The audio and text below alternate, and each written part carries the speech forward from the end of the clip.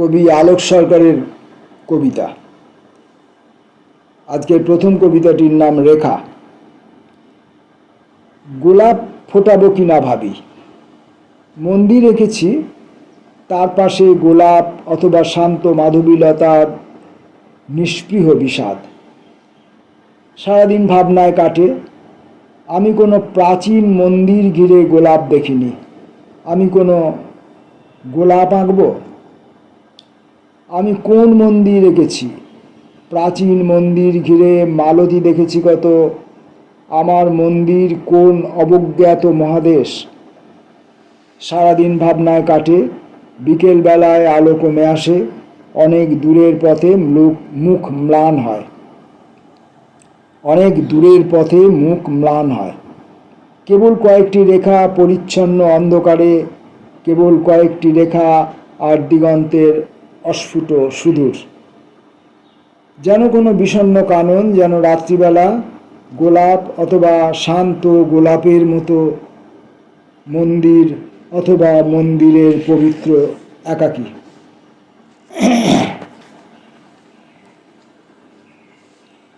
তোমার বাড়িটা শুধু মনে আছে। ছাদের কার্নিশে নবীন অশ্বত্থ গাছ। তোমার বাড়িটা এত স্পষ্ট মনে আছে। বাগানের বকুল ছড়ানো মাটি মনে আছে। সকালবেলার সিঁড়ি, বিকেলবেলার বারান্দায় ছড়ানো মাদুর। অনেক নির্মাণে দিন কেটে যায়। তোমার বাড়িটা আর কোনো দ্বিতীয় নির্মাণ নয়। তোমার বাড়িটা আজও সেই ঘষা ইট রং। নির্মাণ চলেছে মুখ দিকে দিকে। প্রতি মুহূর্তেই পরিবর্তিত আলো, প্রতি মুহূর্তেই গোলাপ অপর কারুকাজ। তোমার বাড়িটা শুধু মনে আছে। তুমি কোন দ্বিতীয় নির্মাণে আছো? তুমি কোন প্রসন্ন বাড়ির? এগুলো ওইভাবে ওই আগে যেমন বলেছিলাম আগের পাঠে, তোমার বাড়িটা শুধু মনে আছে। তুমি কোনো দ্বিতীয় নির্মাণে আছো? তুমি কোনো প্রসন্ন বাড়ির? এরকম বানানে আছে কোন, মানে এই বইয়ের বানান যেভাবে লেখা আছে সেই অনুযায়ী। আমি আগেও বলেছি এখানে কয়ওকা দন্তন্য আছে, আবার কয়ওকা দন্তন্বয় ওকা দু রকমই আছে। যখন কয়ওকা দন্তন্বয় ওকা আছে তখন কোনো বলতে হচ্ছে, আর যখন কয়ওকা দন্তন্য আছে তখন কোন। কিন্তু অর্থ সঙ্গতির জন্য কখনো কখনো ওই কোনকে কোনো বলে পড়লে সুবিধে হয়। এই কবিতাটির ক্ষেত্রেও এরকম সমস্যা আমার হচ্ছে। যেমন অনেক নির্মাণে দিন কেটে যায়। তোমার বাড়িটা আর কোনো দ্বিতীয় নির্মাণ নয়। তোমার বাড়িটা আজ সেই ঘষা ইট রং। এখানে কোনো একদম বানানে ঠিক আছে। কোনো কয়ওকা দন্তন্বয় ওকা। নির্মাণ চলেছে মুখ দিকে দিকে। প্রতি মুহূর্তেই পরিবর্তিত আলো, প্রতি মুহূর্তেই গোলাপ অপর কারুকাজ। তোমার বাড়িটা শুধু মনে আছে। তুমি কোন দ্বিতীয় নির্মাণে আছো? প্রশ্ন সূচক। তাহলে এখানে কোন কয়ওকা দন্তন্য বললেও হয়। তুমি কোন দ্বিতীয় নির্মাণে আছো? আবার প্রশ্নটা এমনও হতে পারে, তুমি কোনো দ্বিতীয় নির্মাণে আছো? তুমি কোন প্রসন্ন বাড়ির? এটা কিন্তু জিজ্ঞাসা চিহ্ন নয়। তাহলে তুমি কোনো প্রসন্ন বাড়ির এমন বললে আমার সুবিধা হয়। যাই হোক, পরের কবিতা অশ্রুময়। যে কোনো দৃশ্যই এক অশ্রুময়। ভোরবেলা বাগানের প্রথম গোলাপ, রাত্রিবেলা জ্যোৎস্নার ভিতরে সাদা মেঘ। আমি দীর্ঘদিন দেখি। আমি আজকাল আর কোনো প্রশ্নই করি না। কেবল জানলা অনেক বড় করে খুলি। দেখি ধু ধু বৃষ্টির পরে আলো। দুইটি মৌমাছি নিরক্ত বিন্যাসে ডানা এলায়। শিউলি ঝরে থাকে নিশ্চিন্ত বিরামে। যেন কোনো পরিশ্রম ছিল, যেন কোনো পরিশ্রম নির্মোহ বিষাদে আজ আছে। অলস পাখির উড়ে যাওয়া মলিন বিধুর। আমি কোনো প্রশ্নই করি না। আমি হিম বুঝি প্রতিটি দৃশ্যের নিশ্চয়তা, প্রতিটি দৃশ্যের অন্তরাল তামস নির্দেশ।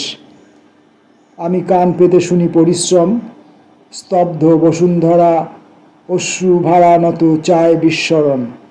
আধার ঈশ্বর, তারও কি বেদনা কম, স্মৃতিমুখ কত শ্লথ বলে। পরের কবিতা শঙ্খ। অন্ধকারে বিশেষ ঘটনা ছিল। আমি ভোরবেলা শিউলি কুড়িয়ে এনে জড়ো করি, বেলফুলগুলি মালা গেঁথে সাজাই যতনে। আর কিছু নয়, শুধু দীর্ঘ দিনবান কয়েকটি পাখির কণ্ঠ, কখনো সহসা মলিন রোদ্দুর থামে নিষ্পৃহ দালানে। আমি অন্য মনে থাকি। আমি কোনো প্রতীক্ষার নয়, কোনো প্রত্যাশার নয়, কেবল গোধূলিবেলা আলো। ঝেঁকে নামে জামরুল গাছের পাতায় পুকুর পাড়ের বুনো তুলসীর ঝোপে।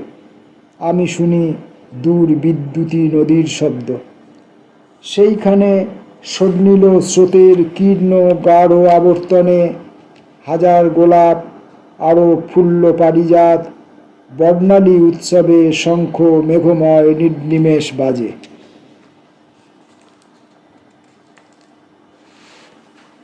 আলোক সরকারের কবিতা ঝাউ গাছ। খেলার মাঠের শেষে ঝাউবন। আমাদের সূর্যাস্তের সময় সকলে যাও ঝাউ গাছ পার হয়ে। আমি আরও কিছুক্ষণ থাকি। আমি ঝাউ গাছগুলি দেখি। আমি অন্ধকার হলে ঝাউয়ের পাতার শব্দ শুনি, অন্ধকার হলে অনেক জোনাকি আসে। আমি অবিমিশ্র শুনি স্বাভাবিক। আমি মনে মনে তোমাদের ফেরানো মুখের ছবি ভাবি, ঝাউ গাছটার অন্তরাল ভাবি। তোমরা এখন কোন বাড়ির, তোমরা কোন রং আলো জালো ঘরে, ঝাউ গাছগুলি এদিকে ওদিকে দোলে। সূর্যাস্তের পর শুধু ঝাউ গাছ, সূর্য শেষ হলে আমার বিজন খেলা শুরু হয়, একা খেলা, শেষ হলে আবার নতুন খেলা। আর ঝাউ গাছগুলি এদিকে ওদিকে দোলা আবহমানের ছন্দ, একক নিঃসীম শূন্যময়, বিজন নিশীথ খেলা শুরু করি, একক নিশীম শূন্যময়। আজকের মতো শেষ কবিতাটি পড়ব, শরৎ। পূব দিক থেকে হাওয়া এলো। আমি সচকিত। দেখলাম আমার পাশের ঘর, উঠোনের শিউলি ছড়ানো মাটি। আমার পাশের ঘরে এ কোন সিঁদুর, আমার উঠোনে উজ্জ্বল পায়ের ছাপ। তুমি এতদিন আমার বাড়িতে ছিলে, যেন লক্ষ হীরের মতো জলো। তুমি কতদিন হীরার গুণ্ঠিত কারুকাজ, তুমি কতদিন তামসী প্রস্তুত উন্মিলন। পূব দিক থেকে হাওয়া এলো। আমি সমর্পিত হীরার আলোর, আমি অভিন্ন প্রেমিক, অমল ধমল বেগ। বাগান রচনা করি এসো, কাশফুল উভয়ত নিপুণ প্রয়াস। ধান খেতে ওই লুকোচুরি খেলা রৌদ্র ও ছায়ার। পূব দিক থেকে হাওয়া এলো। তুমি স্থির জেনেছিলে পূব দিক থেকে হাওয়া, সোনার নুপুর গোপনে নিরন্ত বেজে গেছে। এসো সাজ করি, পড়ি ফসল মঞ্জরি, লুট করে আনি মগ্ন উল্লোল বাহির, আজ পূব দিক থেকে হাওয়া। পড়লাম আলোক সরকারের কয়েকটি কবিতা। নমস্কার।